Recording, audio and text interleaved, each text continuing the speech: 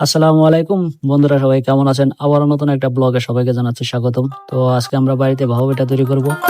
এর জন্য আমরা বাসার গাছ থেকে নারকেল পেড়ে নিয়েছি। এগুলো আমাদের বাসার গাছের নারকেল। গরমের দিনের মধ্যে বৃষ্টি হচ্ছে, আর বৃষ্টির মধ্যে ভাপা পিঠা খেতে বেশ মজাই লাগে। আর ভাপা পিঠাটা কিন্তু শীতের দিন আরো বেশি টেস্টি লাগে।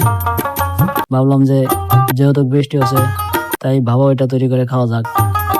আপনারা সবাই সঙ্গেই থাকুন আর পুরো ভিডিওটা দেখতে থাকুন আমরা বাড়িতে কিভাবে ভাপা পিঠা তৈরি করি। আর যারা ভাপা পিঠা তৈরি করতে না পারেন, তারাও কিন্তু এই ভিডিওটা দেখলে একদম ভাপা পিঠা তৈরি করা শিখে যেতে পারবেন। প্রথমে আমরা নারকেলটা সুন্দর করে পরিষ্কার করে নিয়েছি, নারকেলের খোলস ছাড়িয়ে নিয়েছি। তো আমরা এবার নারকেলটা ভাঙবো। আমাদের গাছের নারকেল গুলা বেশ চমৎকার বড় বড়ই হয়। তো আজকে আমরা 4টা নারকেল রেডি করে নিয়েছি।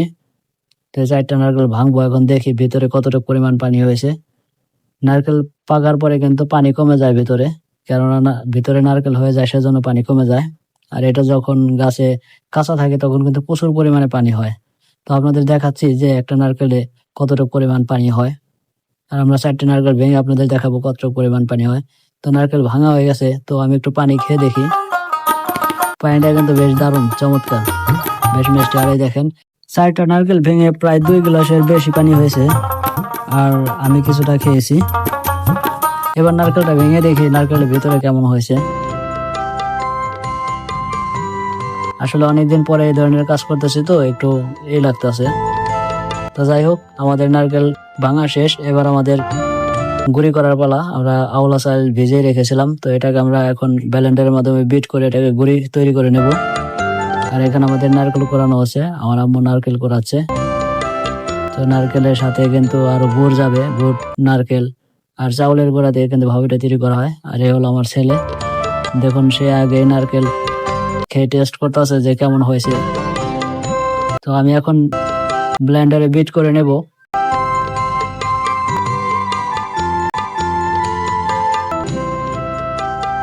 আপনারা চাইলে কিন্তু বাইরে মেশিন থেকে তৈরি করে নিয়ে আসতে পারেন গুঁড়ি। আবার কারো বাড়িতে যদি ঢেকি থাকে, সে আগের যুগের, তাহলে ঢেকি দিয়েও তৈরি করতে পারেন।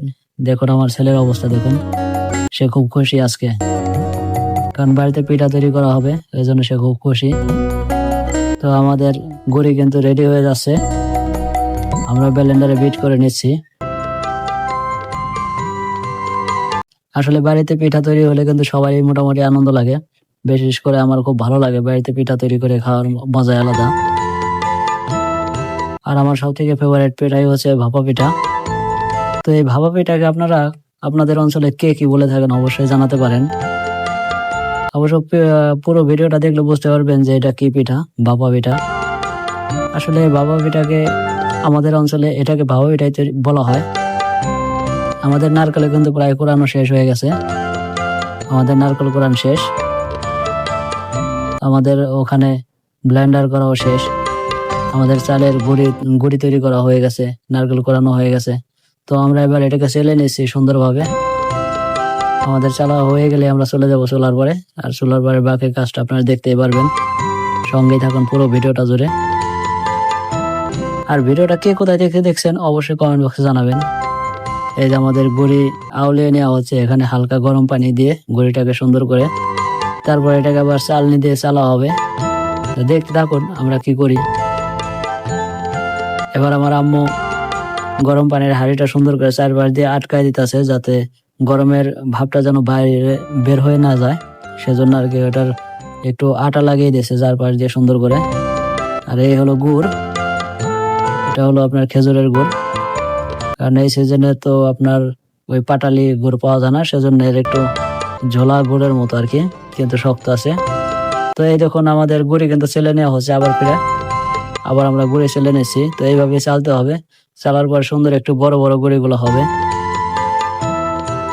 আমাদের পিঠা তৈরির উপকরণ এখন আমরা রেডি করব। দেখুন প্রথমে চাউলের গুঁড়া দিয়ে দিচ্ছে,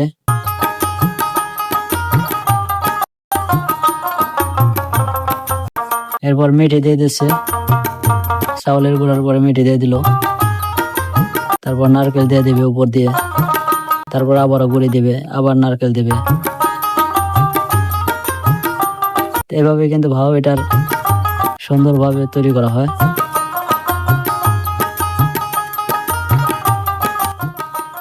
এবার আমাদের রেডি, আমরা এবার চুলায় দিয়ে দিব। দেখুন আমরা চুলায় দিয়ে দিছি, কি সুন্দরভাবে দিয়ে দিল। এবার এটাকে ঢেকে দিবে, ঢেকে দেওয়ার পর কিছুক্ষণ পরে পরিমাণ আছে, টাইম আছে, টাইম মতো রেখে খুলে দেখবে যে কেমন হয়েছে। তো ভাপা পিঠা কিন্তু আমাদের রেডি। দেখুন বন্ধুরা কি চমৎকার ভাপা পিঠা তৈরি হয়ে গেল। আপনারা চাইলে কিন্তু এভাবে বাড়িতে ভাপা পিঠা তৈরি করতে পারেন। তো এভাবে আমরা আরো কিছু ভাপা পিঠা তৈরি করব। আমাদের ভাপা পিঠা দেখুন আমরা কতগুলো পিঠা কিন্তু এখানে তৈরি করে ফেলেছি। আসলে ভাপা পিঠা খুব সুস্বাদু পিঠা, আমার কাছে খুব মজা লাগে।